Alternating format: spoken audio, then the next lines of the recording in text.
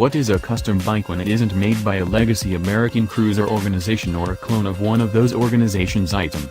That is an inquiry that the designers and item administrators of Triumph have considered long and hard. You can see their interesting answer in the new 2018 Triumph Bonneville Speedmaster. That arrangement is to stick intently to 1950s and 60s exemplary English styling, and fitted to the riding position and a portion of the changes made by American customizers to post-war English bikes over 50 years back. Maybe the least difficult approach to consider the new Speedmaster is that it's a more viable and adaptable rendition of the Triumph Bonneville bobber, with 2-up seating and a bigger fuel tank.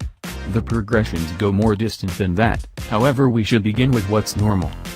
Like the bobber, the Speedmaster is worked around the twin-chamber, fluid-cooled, 1200cc 270-degree wrench, Bonneville TU120 motor.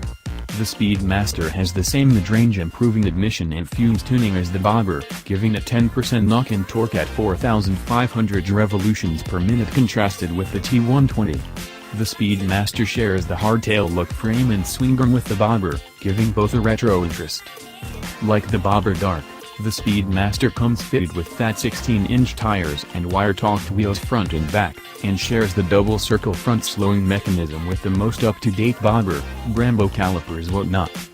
Suspension tuning, nonetheless, is distinctive with a 41mm cartridge fork and a back suspension unit with both a double-rate fountainhead and a best-out spring, advanced for the additional weight of a traveler.